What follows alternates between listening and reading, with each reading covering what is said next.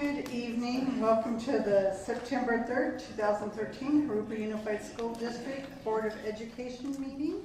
We will start with roll call, please. President Schmidt. Here. Trustee Mendez. Here. Trustee Schaefer. Here. Trustee Johnston. Here. Trustee Hernandez. Here. Shaylee Fawcett. Here. Daisy Carpio. Here. Amanda Gardner absent. Thank you. And Daisy, would you lead us in the flag salute, please? Ready, begin. I pledge allegiance to the flag of the United States of America and to the republic for which it stands, one nation, under God, indivisible, with liberty and justice for all.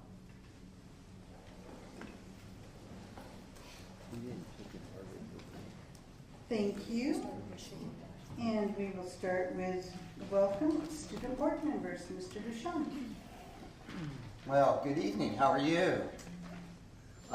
Daisy, why don't we start with you? We usually try to rotate, so we started with Shaylee, I think, at the last meeting because you're the pro, and so but we'll start with Daisy at this meeting.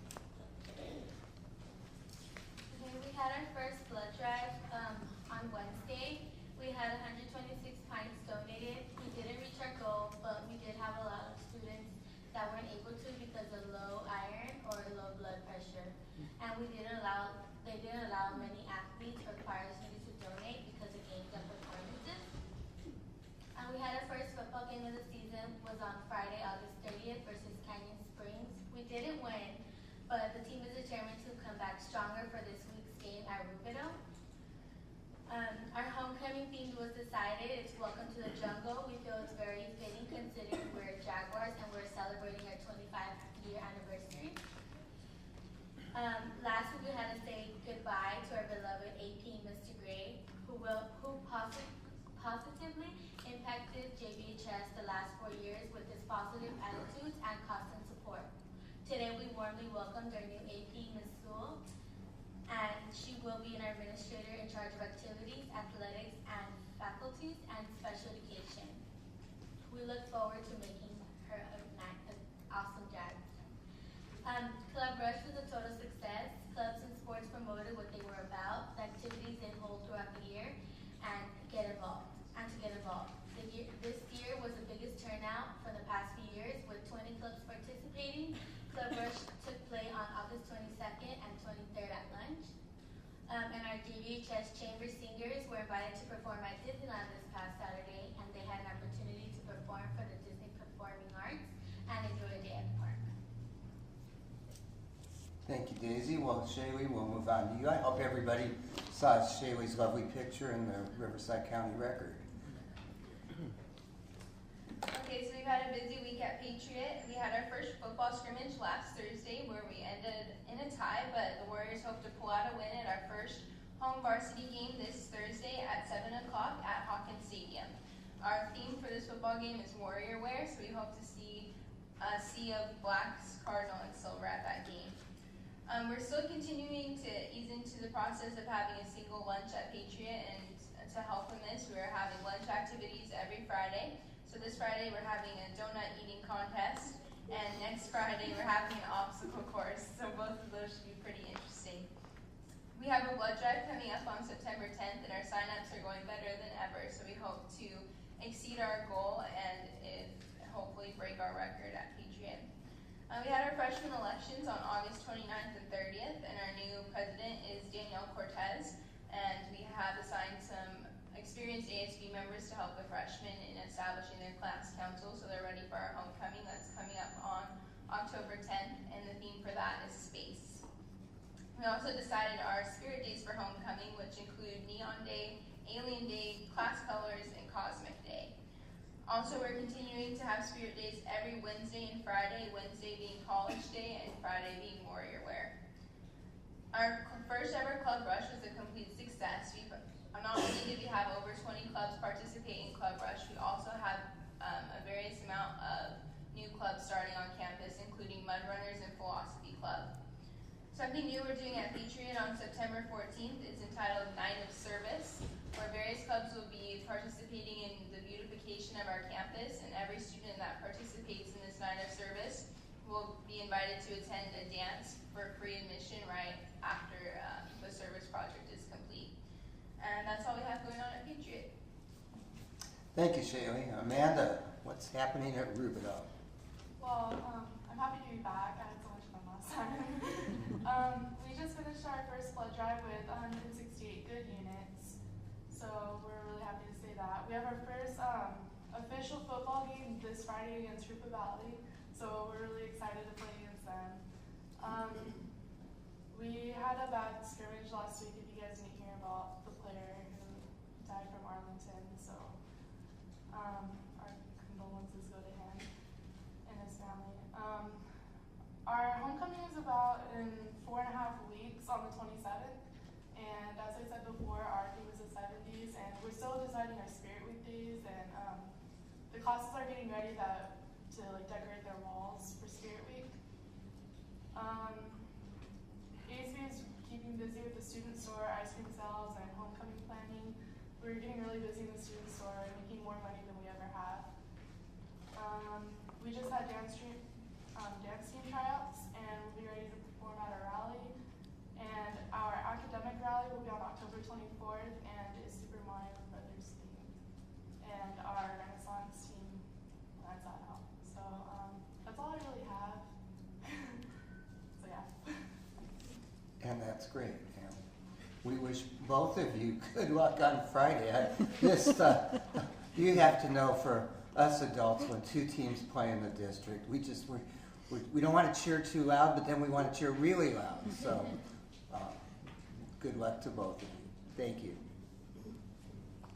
Thank you, ladies, for your reports. Next, we'll recognize the funding for after-school education and safety ASES program. Mr. Dabrowski. Thank you. The CDE recently notified us that funding for the ASIS program has been awarded in the amount of $1,662,570.75. This is our 3-hour after-school program, which is conducted at 13 elementary schools and all 3 of our middle schools. Thank you. And then we have another recognition, funding for Workforce Investment Act, Title II, Adult Education and Family Literacy Act. Thank you. We were also recently notified that our funding for the WIA, Adult Education and Family Literacy Act, has been awarded in the amount of $81,120. Thank you.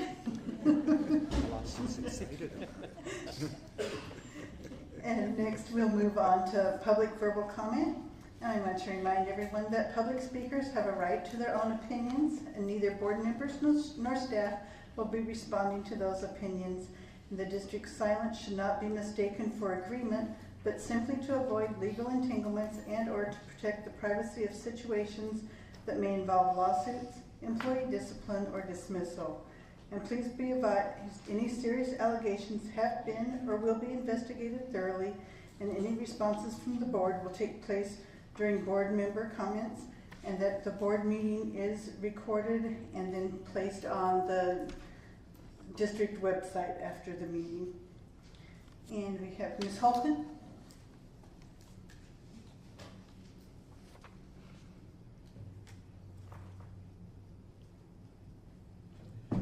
During the August 5th board meeting, 3 of the board members, being Smith, Mendez, and Hernandez, basically said for me to put up or shut up because you didn't want to hear what I had to say. Well, I gave you the evidence to prove that what I was saying was true.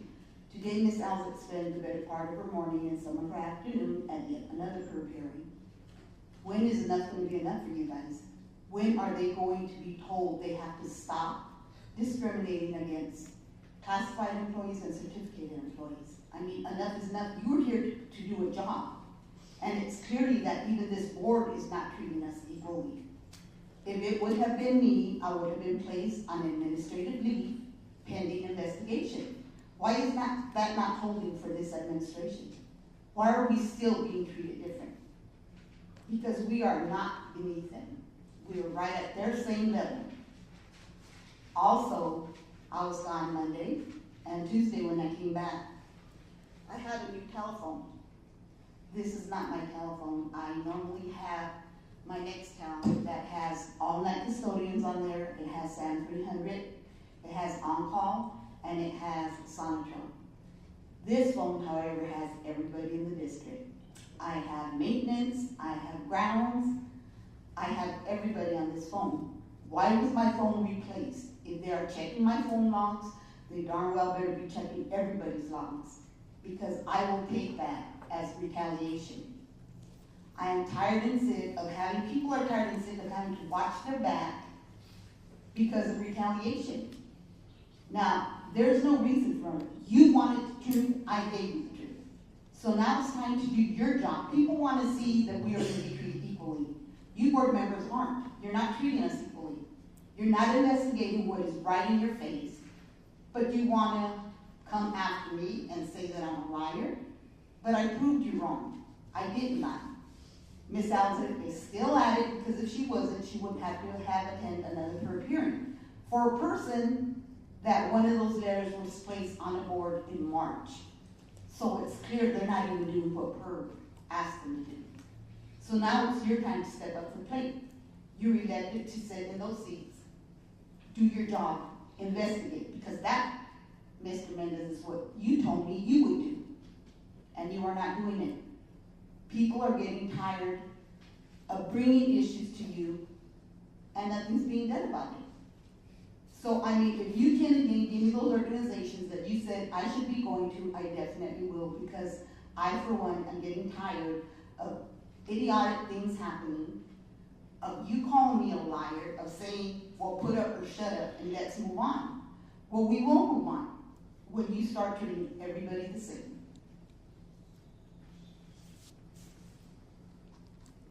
Thank you. Next, we'll move on to administrative reports and written communications, and report on the transition to Common Core state standards. Mr. Dabrowski. Thank you. Just a small update today. Last week we had balanced math trainings all day, all week. Our 3rd, 4th, and 5th grade teachers were all trained in Step 1, which was the math review process that you went through last spring with John Allen. And our 6th grade and 7th through 12th grade math teachers started their training in Step 2, which is problem solving. As you know, the Common Core calls for real-world problem solvers to be created in our math students, so that when students graduate, they're ready for the world of college, the world of work. And this training was one way in which our teachers will improve their skills at being able to have it happen in their math classrooms. Next week, our 3rd, 4th, and 5th grade teachers will be back for their 2nd day. They had their first day of training last week. They are implementing it now as we speak and trying it out, and they will be back next week to sort of compare notes, bring some of their data from those math review quizzes, and improve their practice along the way. Also next week, our Units of Study Committee begins meeting. That is the group that will spend the majority of this year creating units that will be used by our teachers next year that are Common Core standards aligned. That's happening both in language arts and math, and that will culminate in some performance tasks and problem-solving activities that are called for by the Common Core. So that work is just kind of starting. It'll start next week. And additionally, on Tuesday, the 17th, I'll be meeting with the Common Core Steering Committee, which, as you recall, is sort of the driver committee for the other committees that sort of helped us to set our direction in the transition to Common Core. So we're going to re-meet again this year, take a look at what we've done so far, decide what we need to do to support those things that are already happening, and also move towards some next steps for further into the year. That's all for Common Core this week. Thank you. And next, we'll hear the report on the 2012-13 state and federal accountability results. Mr. Dabrowski. Thank you. Thank you. While the slides are getting going, we're here today to talk about our accountability, which is based on our STAR and AC testing. As you know, those tests are based on the 97 standards.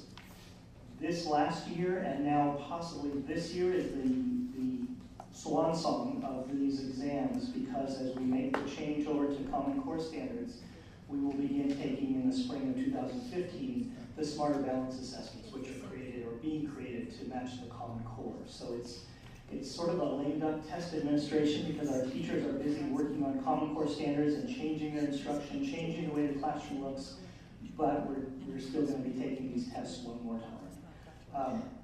As you no doubt read, the news across the state with the accountability results were not good. The state as a whole went down 2 points in their API scores. We're going to talk a little more about that as we get into our results, but this is the first time that's happened. In the 14 years that we've been doing this, there's always been sort of a steady, slow march upward. And this year the results are baffling. Across the state, every time I talk with another assistant superintendent or someone from the county office or someone from the data company that serves us and serves other districts and provides us our projections and our tests and those types of things, we're all scratching our heads saying that these results don't make a lot of sense to us. We've done a lot of digging, but basically all I can say is that our results weren't what we had hoped for, but they're as good or better than the districts around us. So with that, let's get into it. As you know, there's 2 different accountability structures, the state and the federal. The first one, API, is the state's accountability system. It's based on a growth model, and you get points for moving students from the lower performing bands to the higher performing bands, moving from far below basic up to advanced. The other is the AYP, which is the federal accountability system. And for that, you get credit for having students that are proficient or advanced. And if a student is not proficient or advanced, they don't do anything in terms of point structure. Its only interest is in students being proficient or advanced. So it's not a growth model like the state version. It's a proficient or advanced only model.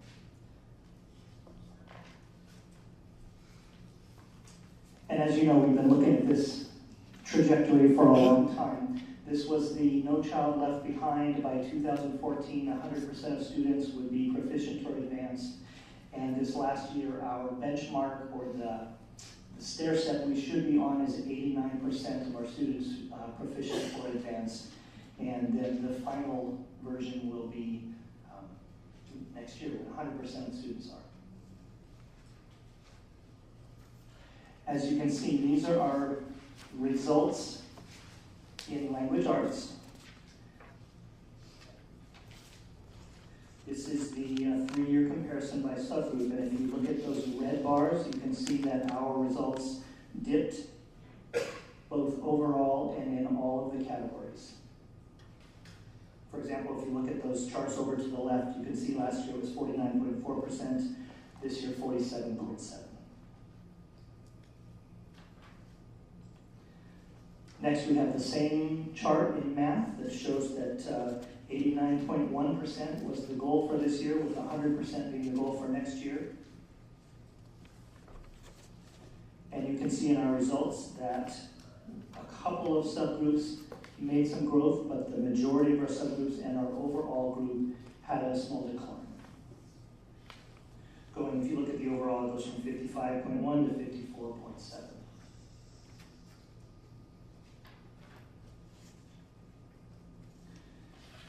If you move 2 more slides, you can see the elementary schools. This is a real busy slide, so I'll have to just take a look at it later, but you can see the 5-year growth or change in percent proficient or advanced among our elementary schools.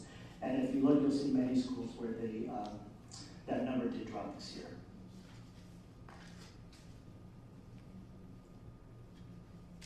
The next set is the middle schools. And you can see that our middle schools, in fact, did grow, all 3 of them, somewhat from last year's scores. So that was one of our kind of a bright shining spot, was the language arts achievement in our middle schools. Again, then if you look at the high schools, they sort of mirror our elementary schools in that there were drops across the board. David, let me ask you a question. On Yes. the high schools, the middle schools actually did better. On the high schools, Jurupa, just going back 3 years, Jurupa dropped almost 10%, Patriot dropped 6%, Rubino 8%. what would cause that, and is Common Core Standards going to help improve these numbers? In terms of what caused that, I think that we've spent a lot of time looking at the data, looking at other districts' data, looking at data across the state. There are a lot of theories as to what's going on. There were changes in the way that the information was pulled from districts in the administration. There were changes in the calculations. I hate to stand here and say it's not us, but everybody I talk to says these results are not indicative of what's going on in classrooms, and they're not indicative. For example, we had benchmark assessments that we had during the year that we took, and they are very well aligned to the CST test that these results are from. And we're almost always very aligned in the results. We can usually tell by looking at those results in April or March, like we see this school, we're a little worried about this school, we just know it's going to be great. And those results didn't line up with these results whatsoever. And every district I talk to has the same problem. It's baffling. Honestly, it's difficult to tell what caused this drop. We know it happened all across the state, so we suspect that something other than what happened in classrooms was at play. But in terms of, you mentioned Common Core, let me answer that real quickly. The Common Core may not help achievement on this test. And the reason for that is this test measures the 97 standards. And it measures them very differently than what the Common Core tests will measure. In fact, at some grade levels, you'll find that there are standards that teachers aren't going to teach this year that will be on this test because the Common Core changes the way the standards are lined up. You might have a 5th grade math standard that is now a 4th grade standard, or is now a 6th grade standard, and so it's not even going to be seen in 5th grade. So it won't help this year. It will help next year and for the rest of our students' school experience because we're aligning our instruction with the future of the assessment and the future of the Common Core standards. And so I think in the long run, yes, the Common Core will do great good for our students and our achievement. In the very short run, in this year and this test you're looking at now, it didn't. But this year's numbers may be an anomaly. But looking at this graph here, for instance, Jurupa Valley from 2011 to 2013 dropped of almost 10% in proficiency. Are we in a downward trend here? Patriot, the last 2 years have been exactly the same, but it dropped 6% from 2011. Rubidoux dropped from 3 years ago, 55.9% proficient to 47.8%, about 8% difference. We're on a downward trajectory. And all I'm saying is, will Common Core Standards turn this around? Common Core Standards is going to be more challenging. So we're going to be a year from now. Let me take one stab at this. The one thing we don't know, well, there's a lot of things we don't know, but the key thing is when the Smarter Balance test is given, we have no idea what the cut points for proficient and advanced are going to be. Right now it's based on certain scores on the Casey. It's going to be a completely different ballgame. So when the new scores come out, it's almost going to be, it will be a zero game starting to begin with, and we're going to have to look at time over time on this. A couple of things happened over the last 2 years that are different and may actually lend some light on the scores. Starting last year, the state changed the number of days that students who missed school could be dropped from the test. So it went from 20 days throughout the school year to 30 days consecutively. So you had a significant number of students who were absent a significant amount of the time who still were counted on the test and would probably have attributed to somewhat lower scores. This year, and I think Mr. Dabrowski and I both have the same problem. We don't want to say the scores are bad, yet we don't believe they're good. And so what we've taught, and this isn't quite answering your question, but what we've told teachers is the most significant thing to look at, which is going to be difficult at the high school, is the year-over-year scores for individual students. So the trend could be due to any one of a number of things. The state superintendent even attributed some of the change to the fact that teachers were now teaching more to the Common Core standards, as Mr. Dabrowski mentioned, than the state standards. Over the past several years, the state has been extracting different amounts of data from CalPads, and all I can say is our experience with CalPads has been very iffy. You may recall we were sanctioned a few years ago because of some teacher reporting. Turned out to be not individual teachers, but credential reporting. It turned out it was a CalPads really algorithm error and data collection error. Had nothing to do with what we've done. So the meaningfulness in the scores is going to be more in individual students and growth scores, clearly for this year and maybe even for the last two. All that being said, our effort is full forward teaching the Common Core standards, so wherever the cut points are set, we'll at least have a better starting point. No, that doesn't quite answer it. It's just very hard from an individual assessment point of view to look at accountability data and come up with any conclusions. And at the same time, when we talk about Patriot in particular, and you can see that they were 46.9 and stayed at 46.9. But when we get to the API score, we'll see that Patriot grew 25 API points, which is their, if not the largest, one of their largest jumps in their history. So there are all these anomalies that are just disturbing about the test. When we get to that, we'll see that the results for Patriot and their API score went up dramatically. I'd like to say that I think what the question might be is the scoring and the percentages and the graphs, they can be errors, but if there's a trend of any weakness in any area, I think perhaps they take the old scores and take a look at that and trying to, when you bring in the Common Core, is try to bring those areas of weakness up, because if you consistently are showing weakness in math, for example, all through high school, you're graduating a class that is not proficient in math. Maybe the next class, maybe they're more proficient in another subject. So, I mean, teaching to the weakness to a degree, and I don't think we should scrap prior scores and put all your hopes on Common Core.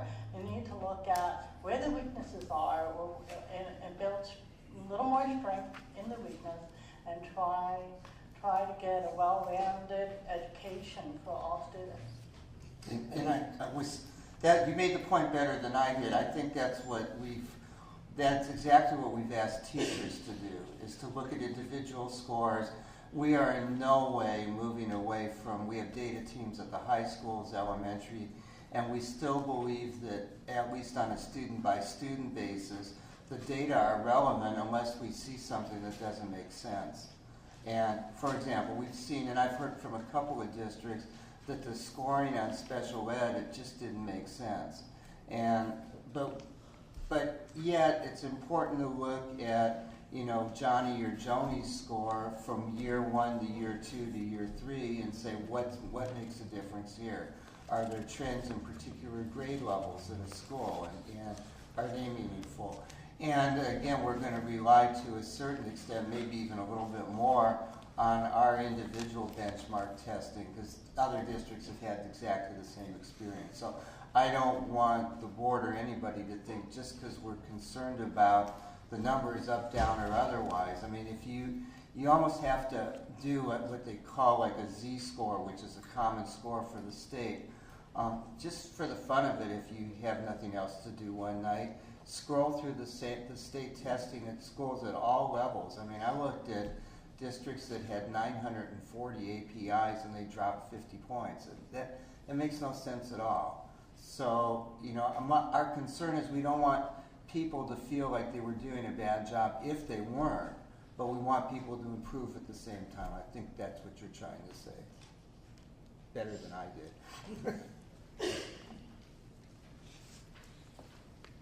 Okay, and if we were to skip ahead to the math, you can see the elementary scores first in that very busy slide.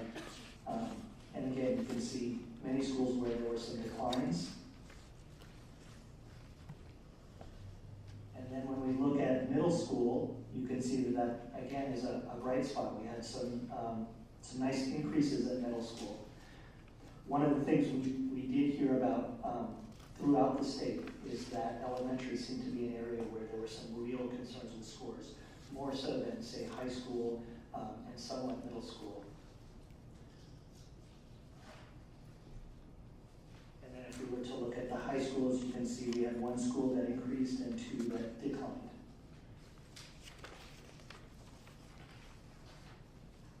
That's what surprised me. It's the math that you would have thought it would have been vice versa as far as math versus ELA. The math was actually stable or declined slightly, where the ELA was just totally obliterated or showing that trend.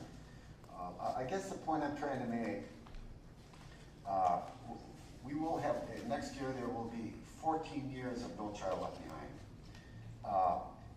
It did not produce the results as expected. Now we're going into Common Core standards. Are we going to go through this experiment for 15 years and go, well, that didn't work either. And 15 years from now, there's going to be a board sitting here going, well, let's try this. All the time, we're worried about teaching to a test, trying to make, we're not educating the kids to what they need to so that when they graduate, they can either go to college or vocational classes or whatever. They're going to be the guinea pigs for another 15 years. So that's 30 years of guinea pigs. What are we going to have in 15 years? I mean, do you understand? Is Common Core standards the way to go? What is someone's real opinion on it? Because I've read some very negative things about it. I've read positive things about it. And here I'm sitting on a board trying to figure out what is this monster that we're going to unleash, or that we are unleashing. Do you understand it?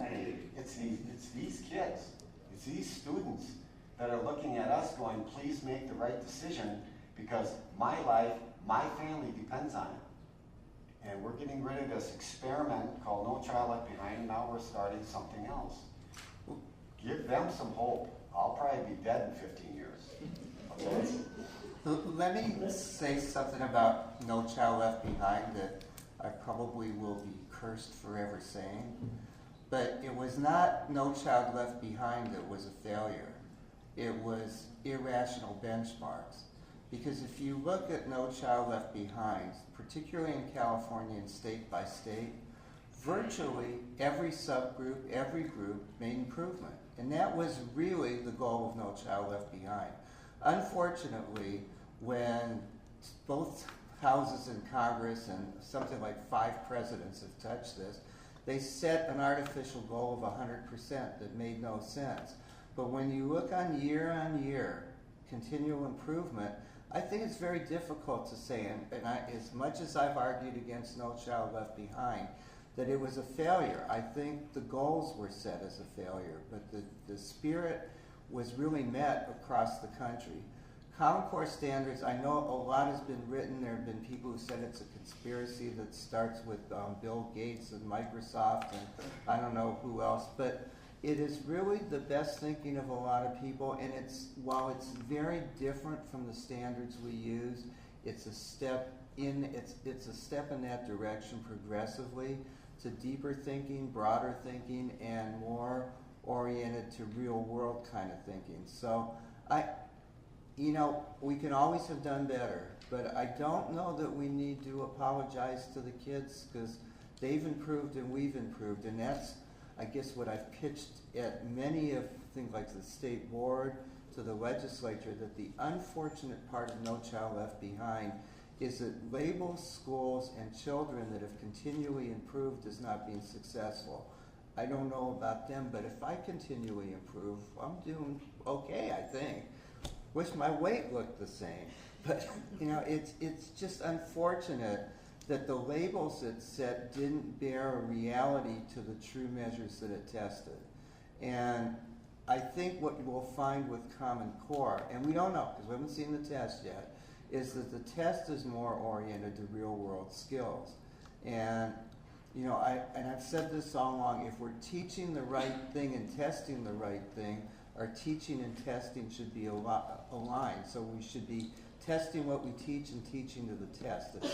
It's not in and of itself a bad thing. So, you know, I just have to speak up on behalf of sort of a continual improvement model, but It's good to continue to improve, but to what degree did they improve, and was it to the degree where they will be successful when they graduate?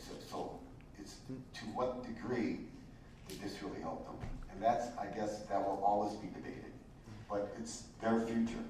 That's all I'm saying. You're absolutely right, and I think the beauty of of what's happening right now is that we get to craft the way we transition to implement, utilize the Common Core for the betterment of our students' futures. And I'm really proud of what we're doing. We're using the best thinking of all of our teachers. We're using the best thinking of all of what's going on around the country. We're using the best thinking of our Ed Services group, and we are crafting with the mindset that let's do right by our kids as the very first and foremost thing. That, you know, regardless of what happens, whether the test is, you know, maybe not what we hoped it would be, we can't control some things, but what we can control is the way we and Jurupa do it, and I think that we're doing the right things and we're going to be on the right path. In that regard, we have challenges in the classroom, and we have Common Core. We have to teach Common Core. It's been adopted by California. Where we have flexibility would be in the classroom. Do the teachers have some flexibility of how they teach? How they reach students that may not get it on the first run. And I think that would be the secret. As far as being guinea pigs, we've all been there. I remember 7th grade math in 1960-something or other. And my parents didn't know what the heck it was, and we had to learn it. But then, you know, over the years, and when my kids went through school, I began to see some of it. And I see what they were trying to do. And so education evolved. But kids, they learn, and they do what you ask of them, and they do what you expect of them, and I think kids survive. And what we need to look at is that they are learning, that I think classroom teachers set their own goals at times to keep their class, you know, a good teacher would, to keep their class up to speed, to develop every student to their potential. I know there's dedicated teachers that do those things.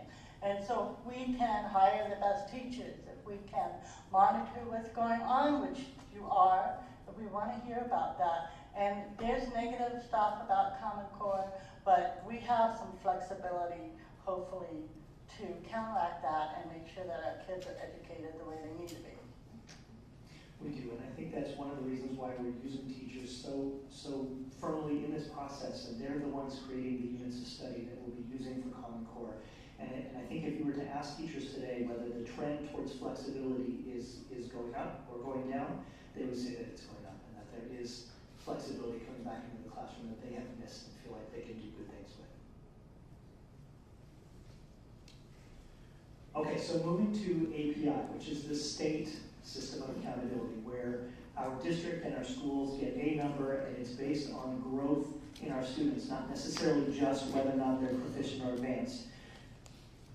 You can see that, well, and going back, each year we get a base API and a growth API. That'll be important in just a few minutes, but they do that in order to make sure that the calculations are the same. So for example, last year when we got our district's growth API, it was 754.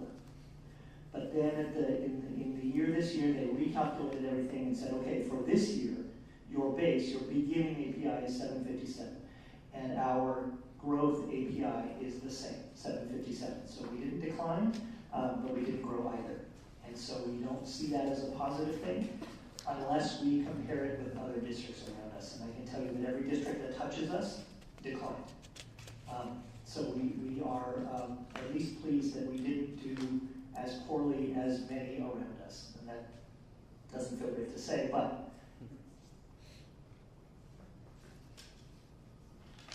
you can see that over the last 5 years, we have had growth.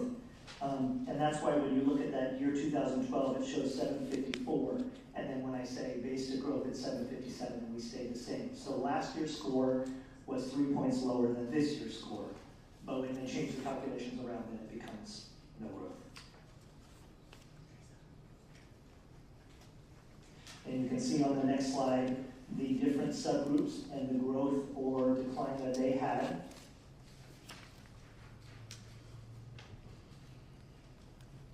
And then the next chart is just the same thing, but in a graphic form. It shows over 3 years the overall and then the different significant subgroups that we have. And then this busy blue and white chart has all of the elementary schools, actually all of the schools, and shows their growth or decline.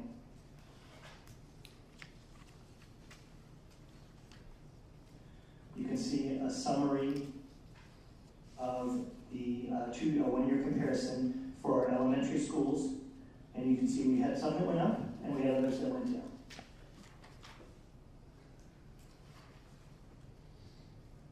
At the middle schools, you can see they all went up. That was a positive note. We had two very bright spots. Patriot increased 25 points and Mariloma Middle increased 24 points. We were very proud of that.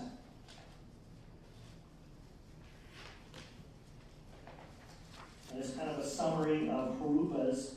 You can see overall we maintained our API where across the state's API went down 2 points. 6 of our schools had an API of 800 or higher. 15 schools had a 700 or higher. And then we had the 2 schools that increased more than 20 points. So that's the positive summary. When you look at this looks at some of the data across the state. And I added 3 or 4 slides that we haven't had in the past to just show kind of what we're talking about with regards to what's happening in the state with this year's test. And you can see overall the state dropped 2 points. The average district API change was a negative 5.86 points, and the average school change was a negative 4.6 points. And then this slide seems to me to be the most telling. If you look at the far left column, the deepest red, 33.4% of districts decreased 10 or more points in their API score. 33.4% decreased 1 to 9 points. So we had 66.8% of the districts across the state decreased somewhere between 1 and more than 10 points. We would be in that little yellow band of districts that remain the same, and then you can see there are 30% of the districts that actually had some growth. The next slide shows that same chart for elementary schools, and you can see if you look at those two below the yellow band, red and orange, there are 63.2% of elementary schools across the state dropped between 1 and more than 10 points.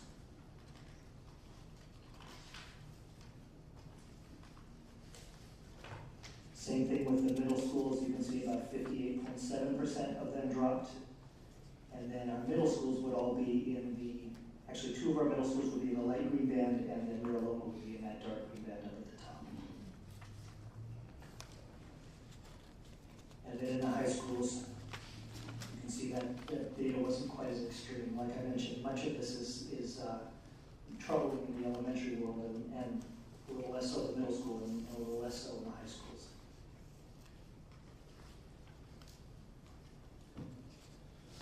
So again, just to summarize it, we're not happy with the results.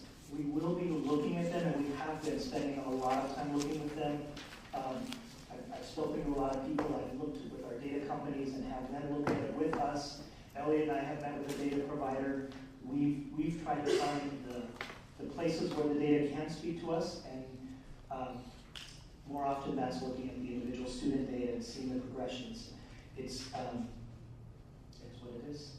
And as I said, we have spoken repeatedly to our teachers, our principals.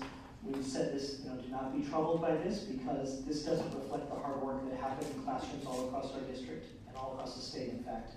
And we have set a course, and that course is to teach the Common Core standards that move towards the future for our kids. And so, while we're going to look at this and try and find what information it has for us, we're not going to shift course and say we need to fix this to suddenly look on paper for a year next year.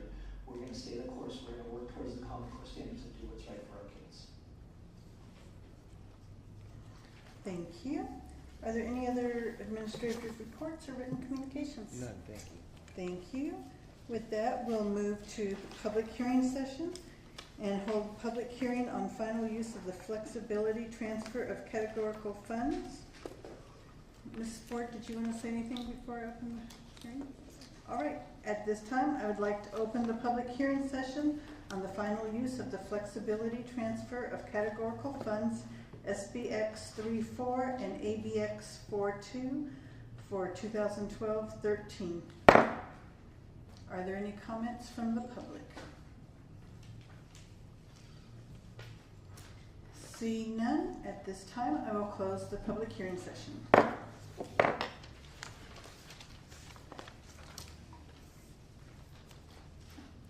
And at this time we'll move on to the action session and approve routine action items by consent, items A 1 through 10. Make a motion to approve. Second. A motion from Mr. Schaefer and a second. Oh, I've gone blank. Sorry, Mrs. Johnston. Any questions or comments? All those in favor say aye. Aye. You students. Students? Thank you. Opposed? Motion passes 5-0. Thank you. All right. Item B, approve filing of E-rate year 17, 2014, 2015, Form 470 SLD, and website posting for telecommunications services and network support services. Mrs. Ford. Administration is requesting approval to file the Form 470 for the E-rate year 17 telecommunication and network support services. And this is for the fiscal year 2014-15. Services will be funded through E-rate and the California Teleconnect CTF funds for approximately 90% of the total cost, and district general funds for approximately 10%. And this is just the filing of the form. There will be further information if an application is actually entered. Thank you. Mr. Schaefer? So eventually this will come back to us when UD2, well, let me ask you this. You got everything but the kitchen sink thrown in here. It's everything, including but not limited to telephone broadcast systems, cellular and paging services, data lines, network maintenance, support services. Do we know at this time exactly where we're going with this? Because don't we have data lines? Yes, we file this each year, and we make sure that we file the form. There's a deadline for the Form 470. We make sure we file that form in order to meet the 90% or be eligible for the 90% that goes towards our telephone bills. That's towards our analog phones, our cellular phone bills, our paging phones. All of those qualify under the E-rate. So it's two priorities. It's a priority one, which is all of those telecommunication pieces, and then including our network, our Synesis lines that we lease. So it's that entire component. So this can pay for like AT&T, Clarinet. It says it comes out of discretionary, but this could pay those bills. Yes, and it does. Okay. And it pays that percentage. And as far as, let's say, data lines, where are we with data lines? Aren't we all? We do, but we actually pay a fee each month to use those lines, and so this pays 90% of that fee. As far as network maintenance, do we supply the maintenance, or does the company come in and supply the maintenance? This would be any maintenance cost to the company. So like the Synesis maintenance lines, so they would take care of the fiber is down, like we had at Pedley Elementary School, then they would take care of that issue with the fiber. And we won't know the amount of this until when? What they're investigating right now is is they're looking at what options we would have and what type of, because each year the E-rate process changes in what's eligible and not eligible. So they're looking at those items that are eligible, and that means eligible at the 90% rate. In other words, we get the 90% discount. So they're looking into what items are eligible, and if there are items that we need, such as the video broadcasting or something like that, that would be at the 90% rate, then that would be an item we would bring back to the board. Thank you. All right, looking for a motion? Move to approve. Second. Have a motion from Mr. Hernandez, a second from Mr. Schaefer. Any other questions or comments? Students, all those in favor say aye. Aye. Opposed? Board, all those in favor say aye. Aye. Opposed? Motion passes 5-0. Item C, consider actual revenue and expenditures for 2012-13. First is to approve the actual revenue and expenditures for 2013-14. Mrs. Ford. In June, we brought the 2013-14 budget for your adoption. At that time, the 2012-13 balances were estimates. Now that we've closed the books on 2012-13, the actual revenues and expenditures have been finalized and they're being presented for approval this evening. These figures are referred to as the 2012-2013 unaudited actuals. Major differences between the budget estimates and the unaudited actuals are listed under revenues and expenditures. The revenues, estimated revenues that we would receive, the combined, were $151.6 million. The actuals came in at $150.6 million, which means that we received $981,000 less than we anticipated. And that's the combined, which includes the unrestricted and the restricted funds in revenues. And then if you go to page 10, in expenditures, we estimated that we would expend $155.9 million. Our actual expenditures were $153.5, which means that we spent $2.4 million less than what we anticipated. And again, that's the combined, that includes the unrestricted and the restricted funds. So that, based on the actual revenues and the actual expenditures for 2012-13, the ending balance has been adjusted. So our total ending balance, while we had estimated it to be $22.8 million, the actual was $24.2 million, for a difference of $1.4 million. So we have $1.4 million more in our ending fund balance than we had anticipated.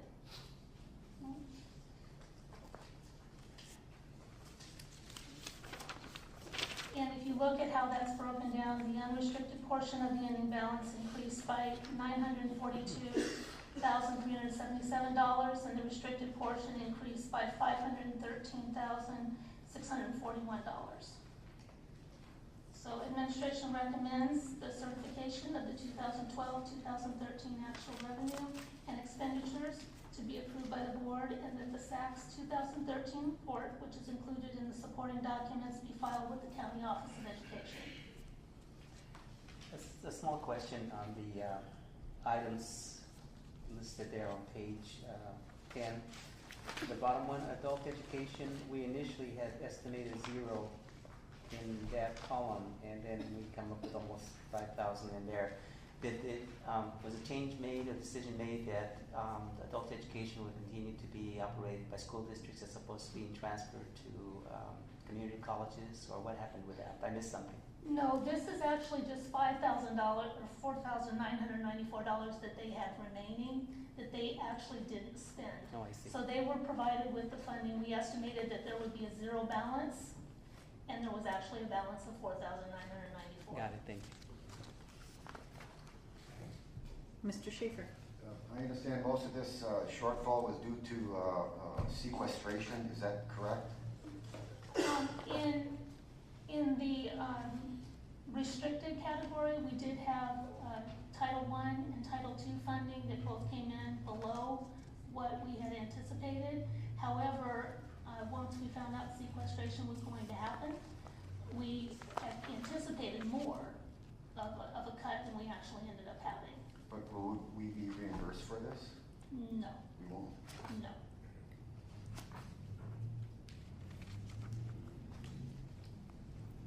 Any other questions, comments, or motion? Move for approval of the actual revenue and expenditures for 2012 and 2013. Second.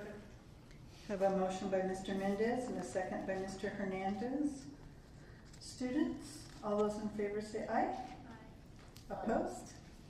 And board, all those in favor say aye. Aye. Opposed? Motion passes 2-0 students and 5-0 board. Item number C2, adopt resolution number 2014-10, clearing beginning balances adjustment account. This resolution is method by which the differences mentioned above are brought into the 2013-14 budget, and the actual ending balance of 2012-13 is the beginning balance of the 2013-14 fiscal year. And the total difference between the estimated ending balances of all funds and the unaudited actual ending balances of all funds is $2,625,333. The differences for each fund is included in the supporting documents. Make a motion to approve. Have a motion by Mr. Schaefer Second. and a second by Mr. Mendez. Any questions or comments? Students, all those in favor say aye. Aye. Opposed? Board, all those in favor say aye. Aye. Opposed? Motion passes 2-0 students and 5-0 board. Item D, adopt resolution number 2014-11, authorize the expenditures of the Education Protection Act EPA entitlement for 2012-13. Mrs. Ford. As part of Prop 30, districts receive funds through the Education Protection Account and are required to ensure these funds are spent appropriately. The final 2012-13 Education Protection Act funds have been received, and they were spent entirely on classroom teacher salaries. So administration recommends the board adopt resolution number 2014-11, authorize the expenditures of the Education Protection Account, the EPA, entitlement for 2012-2013. Move for approval. Thank you. I have a motion. That's 2014/12. No, we're on D, Oh, you the are top doing one, this? yeah. Okay. Thank you, though. So we have a motion by Mr. Mendez to approve 2014-11. Do I have a second? Second. A second by Mr. Schaefer. Mrs. Johnston, did you have a question? You just beat me to it. All right.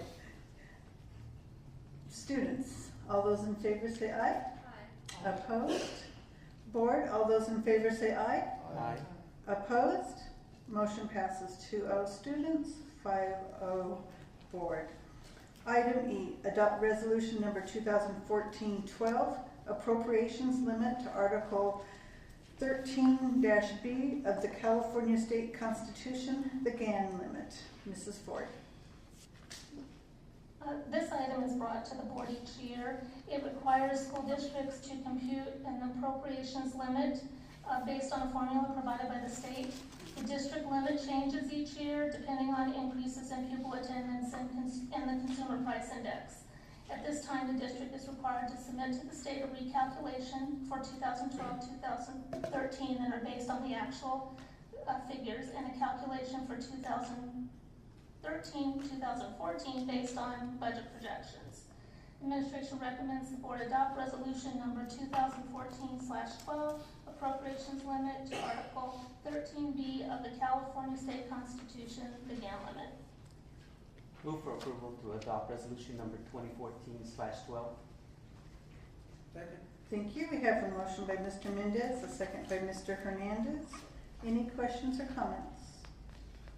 Students, all those in favor say aye. Opposed? Board, all those in favor say aye. Aye.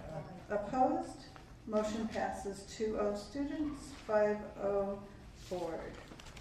Item F, Act on student discipline cases. We have one expulsion case, agreement and stipulation, case 14-001. Make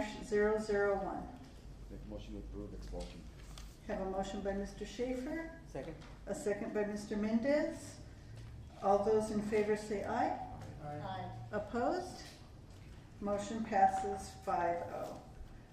Approved readmission cases, we have one, 10-259. Move for approval? Have a motion by Mr. Mendez, Second. a second by Mr. Schaefer.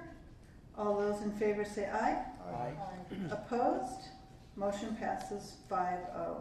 Denied readmission, suspended expulsion case, we have one, 12-117. Move for approval? Have a motion by Mr. Mendez, Second. a second by Mr. Schaefer. All those in favor say aye. Opposed? Motion passes 5-0. Denied reinstatement case, we have one, 12-059. Move for approval? Have a motion by Mr. Mendez, a second by Mr. Schaefer. All those in favor say aye. Opposed? Motion passes 5-0. Denied admission case, we have one, 13-063. Move for approval? Have a motion by Second. Mr. Mendez, a second by Mr. Schaefer. All those in favor say aye. Opposed? Motion passes 5-0. In denied readmission cases, we have one. Case. Oh, thank you. 12-069. Move for approval? Second. We have a motion by Mr. Mendez, a second by Mr. Schaefer. All those in favor say aye. Aye. Opposed? Motion passes 5-0. And item G, we have approved personnel matters, and we have some items to report out from closed session. Mrs. Elzig. Yes, thank you. Two items that were, the board voted on in closed session. By a 5-0 vote, the board voted to accept the resignation of certificated employee number 109261. The board also voted by a 5-0 vote in closed session to accept the resignation of classified employee number 147778. With the personnel report, administration recommends approval of personnel report number 4 as printed. Approve personnel report number 4. Move for approval of report number 4. We have a motion to approve. Yeah, A second by Mr. Hernandez. All those in favor say aye. Aye. Opposed? Motion passes 5-0. Item H is board member comments and committee reports. And Mr. Mendez, we'll start with you tonight. None this evening, Madam President. Thank you. Mr. Schaefer. We are getting updates quite frequently on Common Core standards. We had a little discussion about No Child Left Behind, how we're going to Common Core standards. I'm getting feedback from those in the district that, from teachers that they, again, Mr. Dombrowski, they appreciate the collaboration and appreciate administrators listening to their feedback on this, and they're really excited about it. And I would also like to thank the Sheriff's Department for always being here and making sure everything's copacetic and that our kids are safe at all sites. Thank you. Mrs. Johnston. I was happy to be able to attend back to school night for two high schools, Patriot High and Jurupa Valley. I'm sorry I couldn't make it to every back to school night, but it was very hot, and I gotta say, Patriot had a very good turnout, and Jurupa Valley, they seemed to be more easygoing, and both were fun, and I enjoyed that. And I see that your superintendent really makes the rounds, and I don't know how we're going to keep up with him. But anyway, I'd rather stay really positive that Common Core is going to help students, and you know, we need to think positive, and we need to support each other and our teachers. And so let's just do the best we can and hope that, you know, you all are going to be very successful. we just want you to be very successful by high school and beyond that, and that's what we're trying to do. Thanks. Mr. Hernandez. I don't know if I can beat that. I had the opportunity to attend all three high schools back to school nights, and they were fairly attended. I think I always get joy out of watching young people and the parents especially being involved in trying to make a difference. I also had the opportunity to go to some of the elementary schools, back to schools, and I was very impressed with not only the teachers but also the administrators that are at the campuses. Several of them were very concerned about their community and involving the parents and trying to get certain things done. And I really did appreciate that, because not only did they work at their site, but they live at their site. They invest time in their students and in their parents, and strive to make our community just a little bit better, not only through education, but also through service. And I thought that was just very telling to see what great people we have doing such good work. I also had the opportunity to be guided over at Jurupa Valley by Daisy and her cousin to several classrooms, and I really was happy with what I saw. I think I have a great concern, and I think I'll voice those to Mr. Dabrowski, because it's about attitude, and I think it's about our kids' attitude, and how do we stretch them to the point that they know that they can be better than what they think they are. And I think we'll talk about that later.